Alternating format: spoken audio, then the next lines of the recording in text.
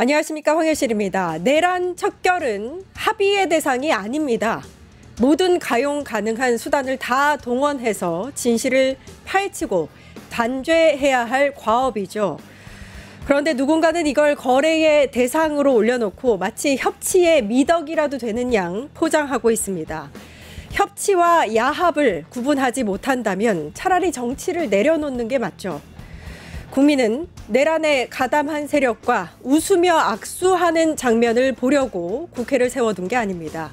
국민의 뜻이 뭔지 모르면 묻고 또 물으십시오. 그럴 의지조차 없다면 그 자리에 앉아있을 자격이 없는 겁니다. 9월 11일 끝장뉴스 시작합니다.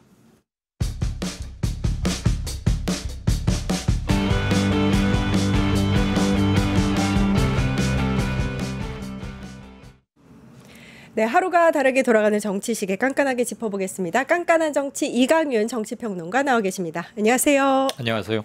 네, 밤새 거의 잠을 못 잤습니다. 네. 예. 요즘 뭐 하루에도 굵직한 뉴스가 막 두세 개씩 동시에 터지니까. 예. 네. 오늘 일단은 이재명 대통령 취임 100일입니다. 그래서 100일 취임 기자회견이 있었는데요. 네. 뭐 정말 오랫동안 한 것 같아요. 오전 10시에 시작했는데 오후에 끝났거든요. 예. 정말 길게 한 2시간 반 정도 한 걸로 제가 알고 있는데 어떻게 보셨어요? 전반적으로 어떻게 보셨는지를. 이게 회견이다. 그렇게 보셨어요. 예. 회견은 이렇게 하는 것이다. 한 문장으로 요약하라면 그렇게 말하고 싶고요. 솔직했고 설득력이 있었고 그래서 좀 시원했다. 다 듣고 나니까 2시간 반인데 실은 굉장히 긴 시간이죠. 예. 근데 지루하다고 느낀 분들이 그렇게 많지는 않으셨을 지루하지 것 않았습니다. 같아요. 예. 저는 최고의 소통 전문가 또는 최고의 기자회견, 최고의 연설가는 노무현 전 대통령이라고 생각해 왔습니다. 그동안. 네. 그 이후로 약 20여 년 지났죠. 그의 버금가는 최고의 회견이었다고 생각을 하고요. 민주적 소통은 이렇게 하는 것이다. 정권이 바뀌었다는 것을 또 한 번 실감했습니다. 예. 사실은 취임 100일이라는 게 믿기지 않을 정도로 그 100일 동안 정말 많은 일들이 있었고 약간 뒤틀린 어떤 이제 그 대한민국을 다시 원상복귀 시키는 그런 100일이 아니었나 싶습니다. 일단은 지난밤에 가장 화제가 됐었던 안에 대해서 논란이 됐던 이슈에 대해서 이재명 대통령이 관련해서 이야기를 했습니다. 조직법 개편안과 내란 진상 규명을 어떻게 맞바꾸느냐 라면서 우회적으로 좀 비판을 했어요. 네. 예, 어떻게 보셨어요? 어제 오후부터 오늘 지금 이 시간까지도 뉴스가 쏟아지고 있고 이거 무슨 소리지? 또 오가는 언사도 좀 격하기도 하고 예. 뭐 공개 사과하라는 둥. 아까 오프닝 멘트도 듣고 뜨끔할 사람 있겠다 속으로 그렇게 들었는데 이게 핵심이죠. 일단 내란 진상 규명은 시간 여유를 확보한 상태에서 이 수사하는 게 하다 보면 자꾸 옆으로 가지가 나가기도 하고 추가로 좀 더 알아야 할 게 생기고 이러잖아요. 그런데 그 수사기간 연장을 둘러쓰고 여야 합의 과정에서 정부 조직 개편안을 국힘이 이렇게 눈 감고 봐줄 테니 수사기간 연장은 뺍시다. 이렇게 해서 합의가 된 것으로 어제 일보가 전해졌잖아요. 예. 그거에 대해서 아니 꼭 그건 아니지 않느냐. 내란 기간 수사 연장은 합의나 협의의 또는 정치적 뭐 이렇게 바터 거래의 대상은 아니지 않느냐라는 생각을 갖고 계신 분들도 확고히 계시는 거고 무엇보다도 이 수사가 무슨 올해 못하면 내년에 또 해도 되는 그런 건 아니잖아요. 예. 확실히 해야 하니까 시간에 쫓겨서 문제가 있는 걸 알면서도 그냥 넘어가서야 안 되지요.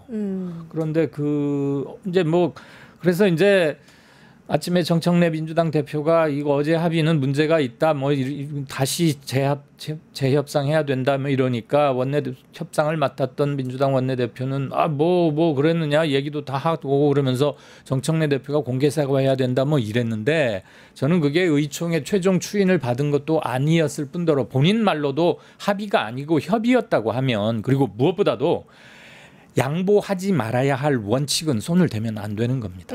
그렇죠. 네. 양보하지 말아야 할 원칙 안에 사실 특검법의 수사기간 당연하죠. 연장이라든지 네. 수사 인력에 대한 문제라든지 이런 부분에 대해서는 사실 합의에 안건에 올리는 것조차 말이 안 그렇죠. 되는 건데. 내란 진상 규명을 좀 더 확실히 하기 위한 장치들은 그건 협의의 대상이 아닌 거죠. 예. 대통령이 오늘 회견에서도 이 부분에 명확히 잘 가르마를 탔다고 보는데 협치 물론 좋고 나는 모든 국민 나를 찍었던 국민만이 아니라 모든 국민의 대통령이 되려고 애를 쓴다는 건 다시 한번 확인을 했지만 그렇다고 해서 특검 수사도 대충 그냥 정해진 기간으로 하고 이렇게 하자. 그것은 나는 바르지는 않다고 보고요. 민주당 원내대표와 당직자 최고 수뇌부들 사이에 좀 더 확실한 소통과 뭔가 정리가 좀 필요하다고 생각을 합니다. 예. 그 문제는 제가 조금 전에 말씀드렸다시피 이번에 못하면 내년에 또 하지. 그 사안이 아니거든요. 그렇죠. 네. 예, 예. 요 관련한 이야기는 이어서 1타 정치에서 좀 자세하게 나눠보도록 하겠습니다. 이재명 대통령 취임 100일 기자회견 관련해서 오늘 또 나온 얘기 중에서 어제 오늘 사실 코스피가 최고치를 갱신을 했습니다. 지금 보니까 오늘 장 마감 지수가 3,344까지 올라갔어요. 네. 최고치를 갱신한 겁니다. 일단 당초 대주주 양도세 기준을 10억으로 좀 이제 대폭 강화하느냐라는 안에 대해서 이야기가 나왔다가 오늘 기자회견에서도 이 이야기가 나왔는데 네. 관련해서 고집하지 않는다. 네. 이렇게 말을 했습니다. 어떻게 보셨어요? 예, 저는 조금 오래 걸리긴 했습니다만 이거보다 좀 더 빨리 이런 입장 정리가 됐더라면 좀 더 좋았겠다는 예. 일말의 아쉬움은 있으나 대통령 말 워딩 그대로 하자면 주식 양도세 기준을 기존 50억 원에서 10억 원으로 낮추는 걸 고집할 필요 없겠다. 그러면서 본인이 그렇게 하는 필요성이 있다는 건 한번 잠깐 설명을 한 뒤에 고집할 필요는 없겠고 국회에서 최종적으로 정하면 따르겠다 그랬는데 저는 현실을 감안했을 때 이렇게 하는 게 나쁘지 않다는 생각은 합니다. 다만 금투세 하려고 했던 금투세를 어떻게든 국회에서는 다시 입법화함으로써 지금 어정쩡해 있는 건 사실이고 소득 있는 곳에 세금이 있는 건 당연한 건데 그게 지금 대원칙이 일부 지켜지지 않는 점이 없지 않으므로 이걸 빨리 보완을 하면 좋겠다. 그리고 이 부분은 50억에서 10억 이것은 손을 대지 않고 다룸으로써 안 그래도 지금 어저께도 최고치 경신했고 오늘도 다시 올라서 그렇죠. 그렇잖아요. 꼭 5천까지를 꼭 임기 내에 하라는 얘기는 아니지만 증시를 완전히 한 단계 레벨업 시키고 글로벌라이제이션 우리 이런 말 많이 했잖아요. 예. 이명박 그 무렵에 진짜로 세계화 시켜서 한국 증시가 한 단계 더 완전히 도약하는 튼튼한 기틀은 만들자. 그 분위기에 조금 역행하는 것은 제도적인 보완을 하자. 저는 이렇게 함으로써 시장도 일정 부분 반응을 했다고 보고요. 아마 앞으로도 증시라는 게 이렇게 올라가고 내려가고 하는 거지만 기본적으로 우상향하는 틀을 만드는 것. 그다음에 부동산에 몰려있던 자금을 금융시장, 주식을 위주로 하는 금융시장이나 뭐 펀드 이런 것들로 돌리게 함으로써 우리 국민들의 그 자금 배분 이런 것 선진화하는데 기여가 되기를 바랍니다. 그거 코스피 5천을 목표로 달려가고 있는 이재명 정부가 사실 관련한 정책 중에서 지금 가장 이슈가 됐던 게 대주주 양도세 기준이었는데 그랬죠. 그 부분에 대해서는 오늘 기자회견을 통해서 좀 정리가 됐다라고 보면 될 것 같습니다. 공교롭게도 한 달간 박스권에 묶여 있던 것 그러니까요. 여러 원인 중에 하나에 이것도 작용을 했거든요. 물론 토마토 TV에 보면 내로라 하는 증권 고수들이 많으니까 제가 괜히 아는 척하면 그분들에게 결례고 시청자분들도 야 됐어 우리가 좀 더 공부할게 이러신 분도 많이 계시겠지만 지금이라도 이 원칙 가르마가 타진 것은 잘 됐다고 봅니다. 예, 알겠습니다. 그리고 또 내란 특별재판부 관련한 이야기도 나왔어요. 이게 사실은 위헌 논란이 좀 있는 상황에서 대통령은 뭐라고 했냐면 국민이 원하는데 뭐가 위헌이냐 이것도 좀 가르마를 타줬다 이렇게 볼 수 있을 것 같습니다. 설치에 좀 탄력을 받을까요? 결국은 이거 이제 헌법재판소에서 어떻게 하느냐에 달릴 것 같긴 해요. 좀 논의가 그동안에 이건 우리 거였으니까 내가 제일 전문가니까 내가 하는 대로 하는 게 맞아 라는 생각에서 좀 벗어나서 열린 사고로 토론과 논의를 했으면 좋겠다. 그 가장 밑바탕에는 국민 의지가 중요한 것 아닌가. 그동안 우리가 삼권 분립 그러면서 신성 불가침한 것으로 여겨온 측면이 없지 않으나 그 삼권 분립과 균형과 견제라는 것조차도 국민들의 마음, 국민들의 권력 행사 그것이 어떻게 관철되느냐가 좀 더 상위에 있는 게 아닌가 이런 생각을 했고요. 대통령이 그 참 특유의 짧게 축약하는 워딩 능력이랄까 스타일 이런 게 참 특이해요. 네. 오늘도 보니까 그냥 임팩트 있게 하나에 딱 꽂히던데 헌법상 보장된 대법원장의 법관 임명권만 제대로 보장해 주면 되는 거지 재판부를 어떻게 설치하는 것까지 법률이나 헌법이 정하고 있는 건 아니지 않느냐. 이 말에 꽤 많은 것이 담겨 있다고 보고요. 지금 대법원, 대법관 증원 문제도 있고 하니까 이건 종합적으로 논의가 필요한 것이지 사법부가 이건 우리들 고유 영역이야. 왈가왈부들 하지 마. 밖에서 잘 모르면서 우리가 다 알아서 할 거야. 이런 고답적이고 구시대 권위적인 태도의 변화를 촉구하는 것으로 저는 이해했고요. 한마디만 덧붙이자면 예. 그 버스 기사분인가 800원인가 뭐 커피 마셨다든가 뭐 어떻게 해가지고 유죄 판결 내린 맞습니다. 오석준 예. 대법관 이런 분 이름은 계시지 기억이 않나요? 안 나는데 예, 저도 가장 비정한 판결로 그래요. 예. 윤석열 대통령하고도 가까웠다고 하던데 일테면 이런 분들이 큰 목소리를 내는 대법관은 시대 정신에 맞지 않느냐라는 개인 생각을 저는 갖고 있습니다. 예. 이어서 그 사법부 구조에 대해서 또 이야기를 했는데 이제 삼권 분립이라는 말이 뭐 견제와 균형에 대한 이야기지 사법부 마음대로 하라는 건 아니다. 그렇죠. 이런 말도 했습니다. 그러니까 국회가 사법부 구조를 바꾸려고 하는 것, 이제 이거는 이제 검찰 개혁을 이야기하는 것 같은데 이게 문제가 안 된다. 이렇게 강조한 걸로 해석하면 되겠죠? 네네. 예. 정치 검찰이 나라의 국기의 기틀을 흔들고 큰 일을 저지를 뻔했잖아요. 예. 그걸 야당과 국민들이 마지막 순간에 일선에서 몸으로 막아내다시피 한 건데 그걸로부터 교훈을 받아야지요. 대충 저 처리는 알아서 특검들이 하고 오고 이렇게 넘어갈 건 아니고요. 정치가 사법부에 종속돼 왔던 측면이 있습니다. 그 빌미를 정치권이 제공한 것도 있고 다들 너나 나나 뭐 고소장 보따리 싸들고 법원으로 툭하면 달려가서 그 판결 걔들의 그쪽의 결정만 바라보고 목을 메고 있다 보니까 이렇게 좌우되는 그런 건 또 없잖아요. 있지 않았습니까? 예. 이거 정치의 본령도 아니고 우리가 추구하고자 하는 정치의 모습도 아닌 거죠. 그러려면 뭐하러 정치합니까? 그냥 법원에 가서 다 판결해달라고 하면 되는 거지.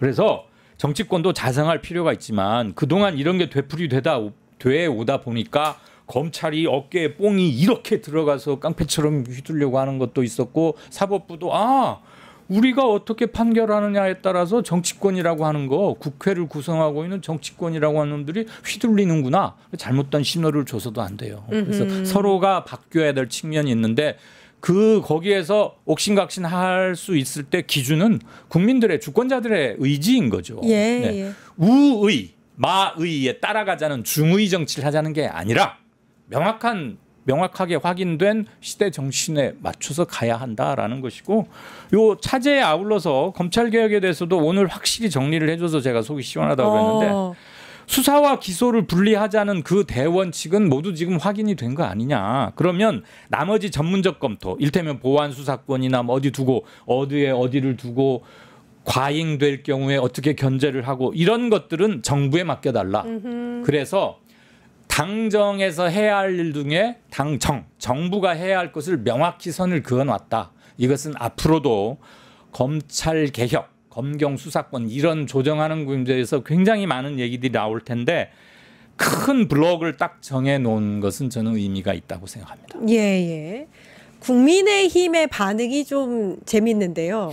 역시나 일단 굉장히 강도 높은 비판을 쏟아내고 있는데 공감이 되는 부분은 없습니다. 장동혁 대표가 뭐라 그랬냐면 이재명 대통령의 100일은 회복이 아닌 파괴의 100일이고 한 일이 없다.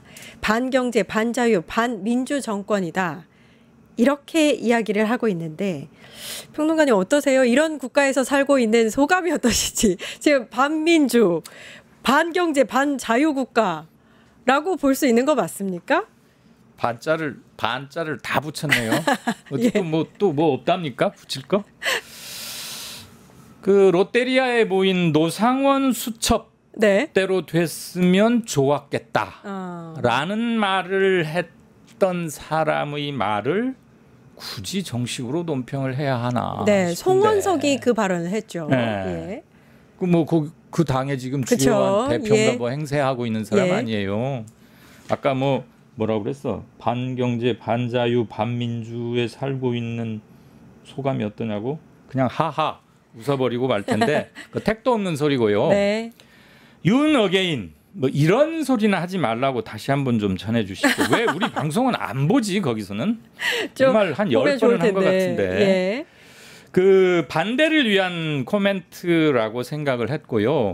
저는 구체적으로 특검 수사기관을 연장하지 말아야 한다고 생각하는 이유를 제대로 한번 대봤으면 좋겠어요. 예. 본인들이 찔리는 게 있기 때문이겠죠. 네. 예. 그다음에 지귀현 같은 판사 풀어줬잖아요. 네. 이상한 이 기술적 이유를 들어가면서 택도 없는.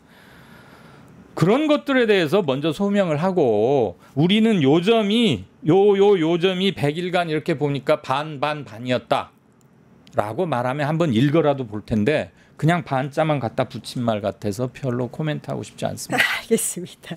네. 그리고 중요한 뉴스가 하나 있는데 요거는 짧게 좀 짚고 가겠습니다. 지난 주말에 이제 구금이 됐었던 한국인 한 300여 명이 지금 아마 출발했다고 제가 알고 있습니다. 이제 귀국을 할 예정인데 일단 사실은 어제 출발할 예정인데 출발 못했습니다. 그게 이제 오늘 들리는 얘기로는 트럼프 때문이라고 얘기가 나오고 있어요.